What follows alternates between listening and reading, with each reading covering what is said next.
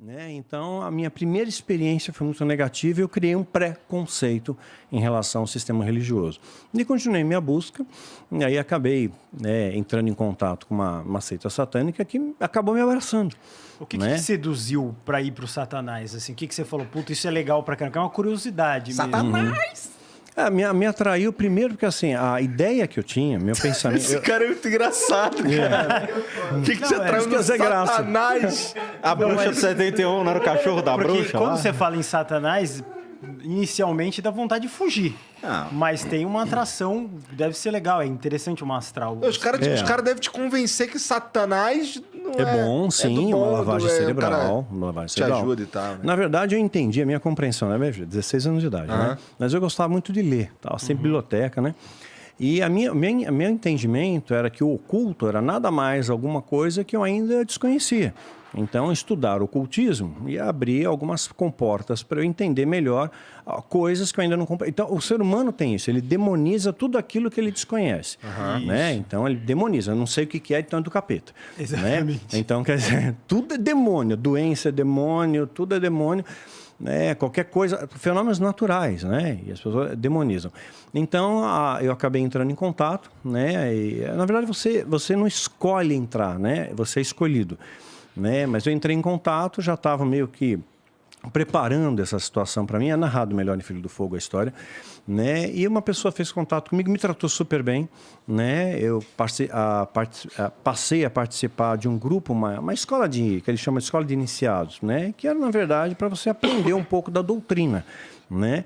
E a doutrina é muito inteligente, ela é persuasiva, né?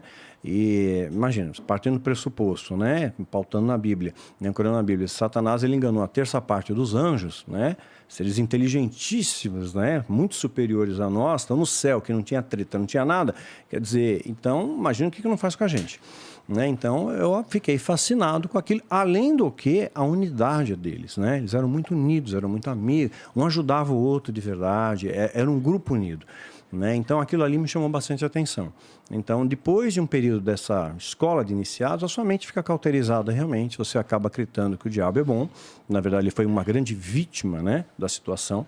Né? Então, ele não era o mal de todo, né? Mas ele era uma vítima, né, de um pai cruel, porque muitas vezes as igrejas ensinam assim, um Deus cruel, punitivo, vingativo, te condena à eternidade para o inferno, por uma besteira que você fez aqui na Terra. Vai?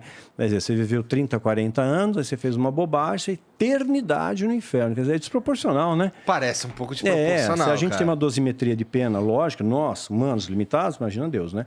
Mas aí foi erro de tradução, tá? Quando traduziu para o grego, para o latim, a palavra eterno, né, do grego, na verdade, não queria dizer eterno, quer dizer tempo indeterminado. E aí foi traduzido para eterno.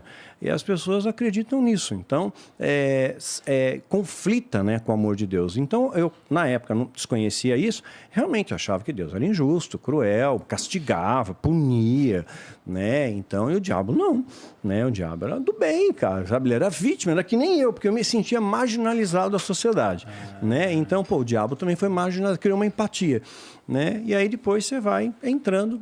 Mas até onde você contou, parece bem bom ir até o negócio do Satanás. É todo mundo se ajudando. Qual que é o problema disso? Vai mais pra frente a história? Vai mais pra frente, lógico. Tô aqui, eu não rim, quero dar spoiler para o livro, né?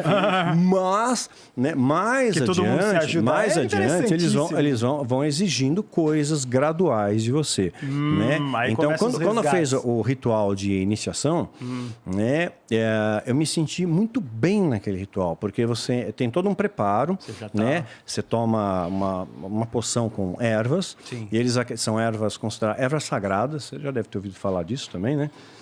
Ervas sagradas, né? Que assim, alteram o seu estado de consciência. Depois eu entro. Né? Faz com que você consiga romper algumas membranas do nosso mundo aqui, permeando outras dimensões. Então, são essas ervas sagradas. Claro, vai depender da dose, etc. Então, fazia uma misturinha lá, né, e você tinha esse aumento da sua percepção sensorial e você podia contemplar melhor esse mundo espiritual que nos cerca. E aquilo ali era uma experiência legal, né? Eu gostei daquilo, eles tomavam aquele negócio e tinha que fazer um jejum antes, porque, por exemplo, comer carne, né, te ferra, porque demora o processo digestivo. O Rodrigo, né? também tem uma pira com carne, não tem? Eu não posso comer carne, eu sou alérgico. Tu é alérgico. Sou alérgico. Pois é, mas Mas dilata o processo. Você gasta muita energia. Então, você tem que ficar uns 3 dias ali numa dieta específica para que aquela poção faça efeito, né? Então, para que as ervas sagradas façam efeito. Aí tem um monte de coisa e tal. E aí, quando termina o ritual de iniciação, e claro, tem uma série de detalhes, por isso que é ritual, rigoroso. Quando termina, está todo mundo encapuzado, né? Todo mundo vestindo uma túnica com um capuz. Você não vê o rosto, tipo de olhos bem fechados. Nossa, né? Uma aí sombra, assim.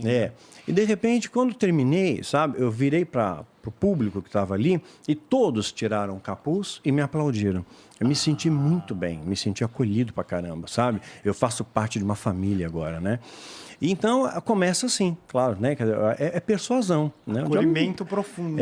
Claro, é um bicho inteligente. Aos roqueiros, né? Aos então, roqueiros expulsos da sociedade. Exatamente, então me senti acolhido. E realmente ajudava em muitas coisas e tal.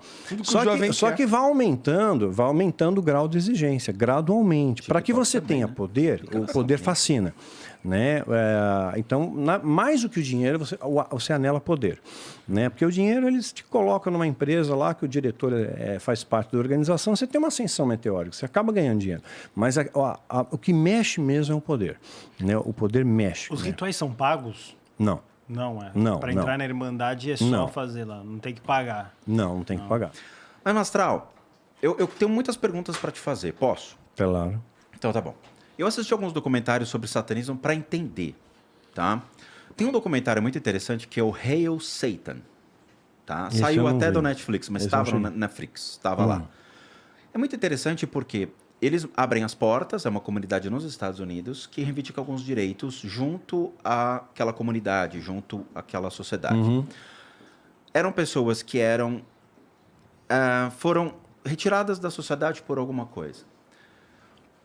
Preconceitos religiosos, preconceitos com relação à cor da pele, preconceitos com relação à sua orientação sexual. A igreja, durante muito tempo, principalmente nos Estados Unidos, criou muitos preconceitos com relação às pessoas. Isso vem desde a Inquisição. Perfeito. Então, assim, a gente tem dogmas muito complicados da igreja, leia-se o Vaticano, que quando repercute nos Estados Unidos, dizendo: eu não aceito homossexuais na igreja, eu não aceito certas coisas aqui dentro. Aí vem uma criação de uma religião, nos Estados Unidos é uma religião, o satanismo, e fala: ok, eu aceito. Então ele abre a porta e aceita as pessoas que a igreja não aceitou. E ele acolhe essas pessoas. Sim. E no documentário mostra. Então eram pessoas que nem você era na época, uma pessoa que queria mostrar a sua expressão por meio do heavy metal, da sua liberdade de mostrar as suas expressões. E muitas vezes a igreja não quer esse tipo de pessoa. Sim. Mas o satanismo acolhe. Quando eu li o livro, por exemplo, do satanismo, a Bíblia Satânica... Do Lavey? Sim, mas ela traz... Rasa, né? Tudo bem, Tá, mas tudo bem. Eu sou budista. Foi só uma curiosidade. Ok. Ela tem princípios muito bons dentro de uma sociedade, que é não cobiçar a mulher do próximo, nesse sentido de não retirar o que é do próximo. Mas tem orgia e tal, né? Mas a igreja também não tem? Não tem publicamente, pedofilia? pelo menos, a igreja né? não tem drogas? Tem. No Vaticano, não existe homossexuais no Vaticano? Claro, evidente. Não existe orgias gays no Vaticano? Existe. Então não fica um sujo falando mal lavado? Eu nunca fui satanista. Mas se você entrar hoje na internet, no Brasil, tendo quase 90% do público hoje cristão, com todas as ramificações evangélicas, você não acha que se eu for numa cadeia hoje e perguntar quem é evangélico e está preso e quem é satanista e está preso, quanto vai ser a população carcerária satanista? Menor. Porque eu acho que lá dentro as pessoas acabam buscando um refúgio na fé. Né? Eu já visitei penitenciários, né? Então as pessoas lá dentro perderam tudo, acabam se refugiando na fé. É os dois extremos. Ou então se alia aos bandidos. Não, estou entendendo. Né? Ou então você se alia ao crime organizado, que é uma maneira de você se proteger lá dentro. Mas e o tráfico que eles fazem? Por exemplo, eu já vi traficante fazendo tráfico em nome de Jesus. E as balinhas de cocaína com a imagem de Jesus. Tem muito disso. Sim. Mas tem igreja que vende a toalha ungida em nome de Jesus. E feijão que cura a Covid e tudo mais. Exatamente. Essa deturpação Unção também pra emagrecer, não assusta sabe? numa proporção que o cara que está lá não perde a fé vendo isso? Pois é, mas foi intencional isso. né? Foi proposital. Sumariano, vou tentar compactar porque eu estou acostumado a dar aulas, né? Então vou compactar. O que existia? Jesus veio estabelecer os princípios cristãos. Jesus não era preconceituoso. Ele quebrou todos os paradigmas preconceituosos da época. Ele falou com a mulher samaritana, e os samaritanos, os judeus, odiavam. Ele conta a parábola do bom samaritano. Do cobrador. Né? Do bom samaritano. É interessante o bom samaritano, porque ninguém gostava do samaritano. Aí, sumariano, para quem não conhece a história, um cara foi assaltado, tomou um pau dos bandidos e ficou jogado na estrada. Aí passa um sacerdote, que era uma pessoa religiosa, um líder religioso, um guardião da lei, ignora, passa por cima do cara. Aí depois vem um levita, um adorador, ignora. Aí vem um samaritano e cuida do cara.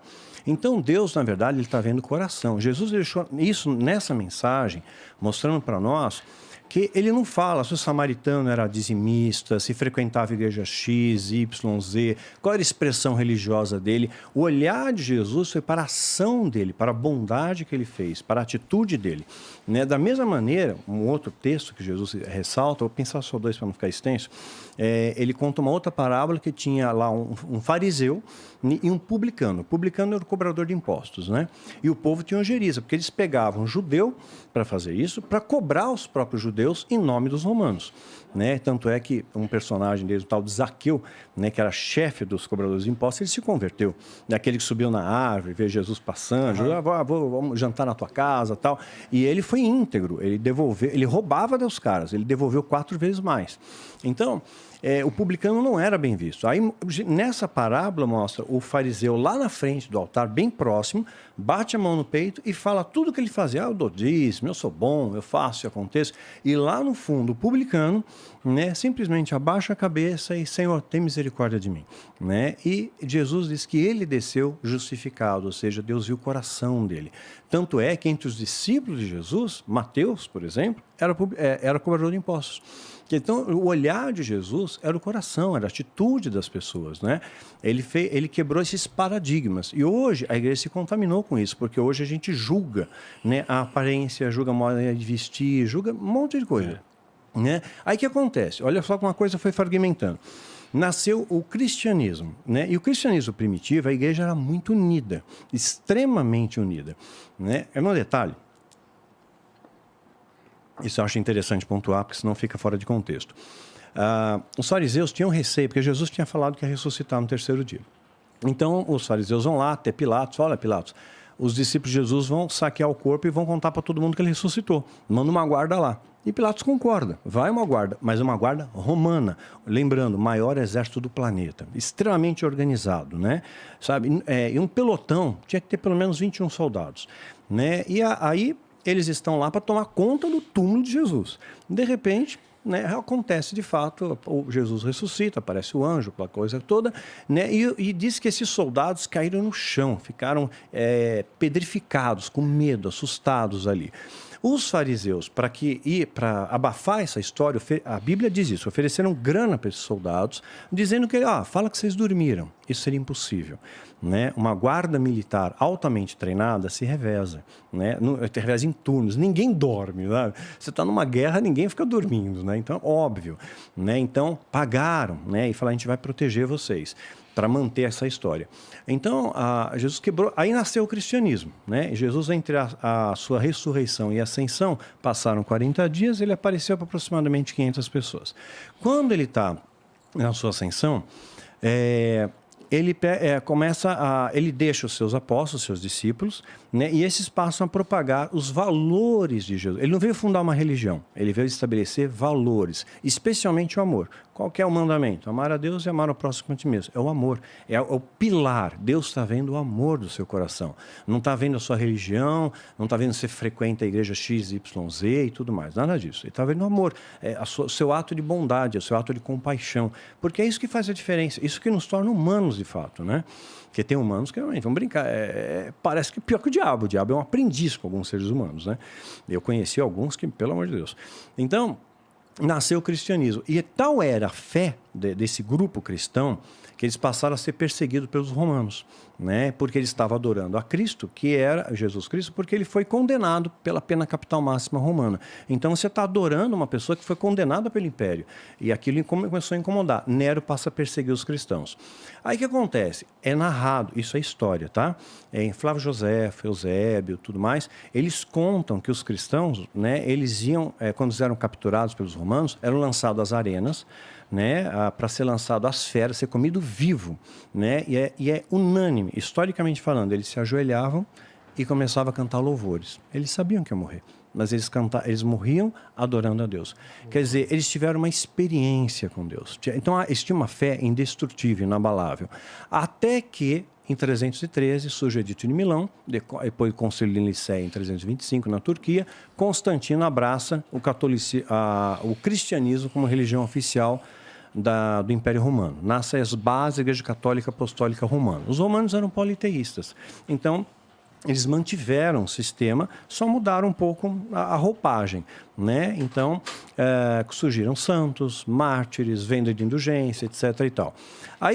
Aí surge a cisma, né? Há uma divisão, Igreja Ortodoxa e Igreja Católica Apostólica Romana, né? Surgiu do Oriente e do Ocidente.